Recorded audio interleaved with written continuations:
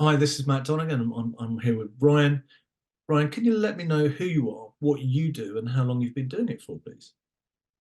Yeah, hi Matt. I'm Ryan Becker. I'm the managing director of Visual Immersion, and we are a creative agency that specialises in 3D virtual tours, photography, and drone footage to really create perspectives that are unique for every business we work with.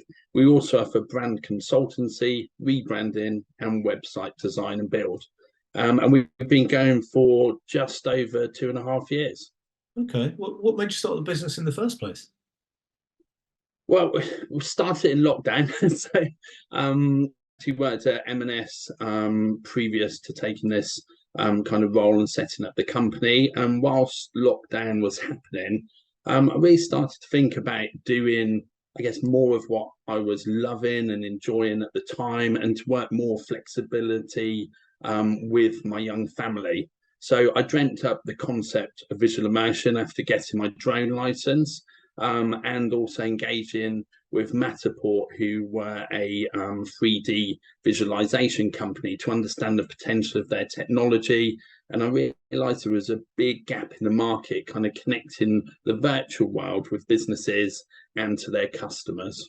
Oh, wow. And, and are you unique in your market? It sounds like it's quite a specialist service that you provide.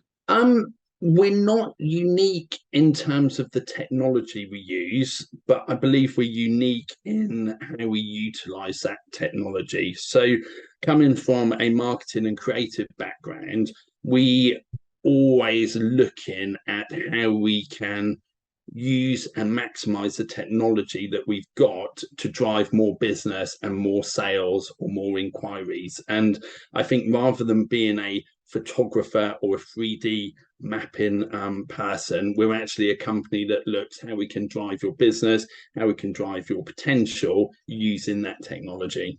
So you use technology to really enhance the business objectives of your clients rather than using technology just for the sake of using technology. Correct. Okay, that makes a lot of sense. And what sectors do you work in? We work in lots and lots of sectors, actually. As you can imagine, with my background, we started to focus on retail. So we worked with some big retailers to start with, such as Paper Chase. We've worked with Sports Direct. We've worked with Marks and Spencer, John Lewis Partnership. So we've worked with lots of retailers, but we've also gone into some more diverse categories, such as football clubs. And we've done a lot of work for some football clubs, some coming up that will be amazing in the future. And hopefully, we can touch on that a little bit more later, but also some that we did for Ipswich Town and Aberdeen, as well as doing kind of the what I call standard virtual tour stuff for housing people, for build to rents, etc. And then we also do a lot of work with a glamping tent provider on really kind of maximizing their potential, where we've done things like captured their kind of products in the virtual world, and they've been viewed over 20,000 times each in the last year. So it really is a kind of showing the product to a much wider audience than they had before. Wow, okay. So what's the business journey been like for you from when you started the business, which I understand from previous conversations, you started in lockdown. Yes. So, yeah, starting in lockdown seemed like a good idea because I had a lot of time on my hands, but obviously was quite challenging. It kind of, the first year was all about finding my feet, and actually using quite a lot of the contacts and resources that I had from the previous businesses I've worked with. And it kind of started by doing some work for Paper Chase, actually, where we created a Christmas virtual store for them during lockdown. So their customers really loved their stores and walking around their stores. Obviously, couldn't do that during some of the lockdowns, and we created a virtual store that they could shop out of. So we put that on their Instagram. Within 24 hours, it was their most viewed Instagram post ever. And the shop went on to have over 20,000 views and people shopping from within the model virtually. So Wow. kind of that was year one. We also won on year one, which is quite unbelievable, but we won the best virtual tour in the world for that year. Wow. For the work we did with Aberdeen Football Club. So we basically created a virtual stadium for Aberdeen Football Club, linked in their ticket office, so you could look at some of your seating positions and book tickets through it. You could also look at the directors' lounge and directors' boxes and book that. And you could also buy product from their on-site shop. And kind of that and winning the best virtual tour in the world was a catalyst for a lot more industries to come on board. So as I said, we've done lots of work in lots of various industries, but it's been really brilliant to demonstrate how many of these industries kind of have been brought to life by the use of virtual technology. Yeah. Well, you're obviously great at what you do, and you're obviously delivering business results for your clients. Otherwise, they wouldn't keep coming back to you. So, what does the business journey look like for you at the moment? Are you seeing sustained growth? It sounds like you had a kind of rocket start. Is it climbing the same way all the time? Yeah, it is really climbing, and I think what we have done is we've diversed a little bit. So we've gone into different things like website build and design, like brand refreshes, and that's brought in a whole new revenue stream that actually is bringing in business during some of those kind of traditional downtimes. And the traditional downtimes really of virtual tours and drone footage is in the winter because it's raining and you can't really go outside to do the drone. You can't really go outside to get the virtual tour looking amazing. So that's kind of brought in a lot of slack, which has meant we've had an incredibly busy Christmas, an incredibly busy New Year, and we've got lots of things in the pipeline coming through in the summer this year. So, what does the future look like? Are you bringing on more team members? Are you winning more clients? Are you spreading outside of the UK? How's that looking? So we are looking at getting more kind of repeat business. So one of the things I'm really keen to do is start working more and building relationships with the people we are working with. And that's already started to show some kind of fruits of our labour. So we've already had 3 or 4 clients who have repeated things like the virtual tours on a seasonal basis. So for example, Sports Direct, where we've done their House of Fraser stores, their USC stores, and we do that kind of seasonally for them. And they kind of share that with their store teams to build implementation, to build kind of best practice. So I want to try and get more relationships like that. We have started to kind of utilize people across the country that do similar things to us when we need to do some work across the country. So for example, we had some filming in Leeds last month, and we got some kind of 3D operators to help film some of those stores in Leeds, really just because of logistics and travel and time and things like that. So I think at that stage we will definitely be looking to take on some people probably later in this year. And then we're also working with some other agencies that specialize in kind of different things that we do to really create a more holistic package for some of our customers. Yeah. So we've got a client in the football realm that needs something a little bit more added to what we're doing, and we've brought another company in to help support us with that journey. Right. So Okay. which has been great. So it's really great to kind of work with some other agencies and learn from them and explore their skill base, and share some of the client bits, because there's obviously some things we can't do, there's some things they can't do, and we kind of work together and pass on details. So you're winning clients, you're winning business. You've had a rocket start to the business. Full stop. What's the challenges? Where do they lie? I think the challenges are, I guess, how we expand. So when we take on kind of the tipping point of when we take on more people, and particularly with us going kind of from quite specialist and niche within our market to a bit more broader, what is the background and skill base of those people? Because it isn't the same functionality as using a virtual tour camera to read brand in business. They're not the same kind of techniques or skills needed. So I think bringing on the right people, and then time, I think, is another one. So actually being really kind of detailed on our timing and our planning. So in the past, as we've worked with clients, you might say this will take 10 hours to do, and it might take 20 hours, and you're like, well, I'm new to all of this, that's fine, not a problem. We no longer have those spare 10 hours. So we need to make sure that what we're quoting and what we're doing is accurate and deliverable within those timescales. Okay. And have you set specific business growth goals over the next 12 or 24 months? Yes, yes, we have, but mainly, we haven't written those down, I think, yet. I think my accountant would be pleased if I did write them down and talk about it.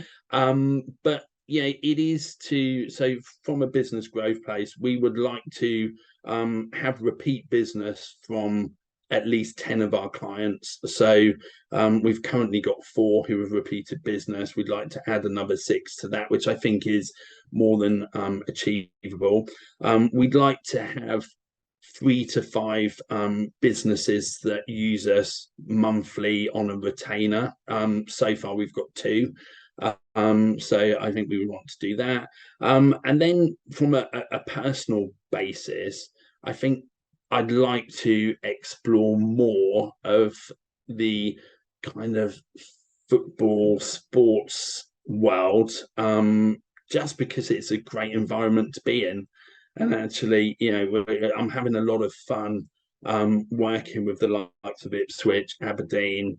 I was up in Huddersfield a couple of weeks ago talking to their new global brand director, and who's come over from the United Soccer League in America. And it's just the kind of the buzz around football, particularly at the moment, and the investment coming in, and also the kind of different knowledge base, particularly from the guys who are coming in from the States, is just completely engaging and really exciting. Yeah, sports marketing from the US, a lot of European and particularly UK clubs and organisations could learn a lot from that. I completely agree. So, do you think you're going to be on track for those goals? Do you think they're achievable? Yes, yeah, definitely. I think, as I stated earlier, I think by kind of diversifying and expanding the offer, which we did towards the tail end of last year, has meant we have had a lot less downtime over Christmas and the New Year than we would have had, say, last year. So we've already made a super start to 2024. So I think, long may that continue. Brilliant. That's fantastic. And can I ask you, if you met your 18-year-old self, you met them today, you're down the pub and you met them, and what would you tell yourself? I would tell myself to do quite a lot of the things I did do, which I know is a bit, but I started out in retail management. I was 19, I think, and I was one of the youngest store managers in M&S when I was managing a store, I think at 20 years old, which back then was quite a big thing. And I just kind of worked really hard, didn't turn down any opportunities that came my way. I think if I was talking to my 18-year-old self, I'd probably say do what I've done now, maybe 10 years earlier, when you've got a bit more energy, a bit more kind of things to focus on, because I've always had ambitions to do my own business and something creative. And I think probably 10 years earlier, I would have known enough to do this, maybe not quite what I know now, but would have known enough. So I think, yeah, I would say go for it a little bit earlier, Ryan, and keep doing what you're doing. Brilliant. And you said you've always wanted to start your own business. Have you got any sort of business leaders or icons that you look up to and you think, I'd love to do what they do, or that particularly inspired you really to do what you do now? I when I was at M&S, Stuart Rose, it was interesting because he was on Question Time last night, but Stuart Rose was incredible and an incredible leader of M&S at the time. And, he really inspired me on a leadership basis. So he was someone who luckily I had lots of time with and presented a lot too, but also just someone when he was presenting, the whole room would be captivated and listening, and what he said made absolute sense, and at the time he really, came in and made a big difference at M&S. So yeah, he was particularly inspirational for me. Yeah, a real captain of industry. I agree. Stuart Rose really does stand out in the crowd. That's fantastic. So what plans have you got? What's in front of you now? What's the next 12, 24 months? What products and services have you got coming in the pipeline to excite the market? So we've got, as I've alluded to, something big launching around February, March this year, with a major brand that I think will revolutionise the way people kind of experience and enjoy sport. I can't give any names away, but it is big, and I'm incredibly proud of what we've done with them so far. In addition, I've got some more high street retailers kind of ready and raring to go. And I think, what I really want to do with them is use the technology to benefit them in the way that I know they can from my previous experience at M&S. So things like bringing kind of best practice to a wider audience without having people to travel all around the country, is something that virtual tours, if done correctly, can really benefit those store colleagues with. So I've definitely got more of those coming on board, more of them working. We are about to launch in 2 weeks' time a rebrand with a great company who have been in their industry for 110 years and weren't really visible in the digital world. And we've done a rebrand really using their current team. So, we've had lots of discussions and meetings with their team who are awesome and very inspiring, and come up with a complete new brand and new look, and new kind of values for this business that we will launch in 2 or 3 weeks' time, that I'm really excited to kind of see where that takes them and what that will look like. And then we've got kind of things still going on in the holiday park world. So things like, which I haven't really mentioned, digital brochures. We've just published, I think, our 150th digital brochure with clients. So digital brochures where, you can put in videos, you can link them to QR codes, you can show the virtual tours within a brochure format, are really becoming quite a big thing for businesses at the moment. And we're just doing more and more of those because they're quite a quick and easy way to get the message out. So we've got 3 or 4 of those coming too. And then yesterday I just renewed my drone license because you now have to do a new drone course, which was interesting, going back and doing an exam on drone regulations. So I'm hoping, from a personal side, to get out and do a bit more drone footage, drone photography and videography as well. Wow, you're busy. You're really busy. Very busy. When I ask people, have they got any plans? What are they up to at the moment? And I hear what I heard just then. I'm like, wow, have you got any spare time in the day? So thanks so much for your time. It's been a real pleasure to speak to you today. it sounds like Visual Immersion are really going places. It sounds like you've got lots and lots of projects on. The business is going to grow exponentially over the next, well, couple of months, let alone couple of years. I'd love to keep in contact, find out what you guys are doing. I'd love to have another chat with you and see how things progress. And thank you so much for your time, Ryan. Yeah, likewise, Matt. I've really enjoyed it. Thank you Thank so you. much. Cheers. Thanks. Bye bye.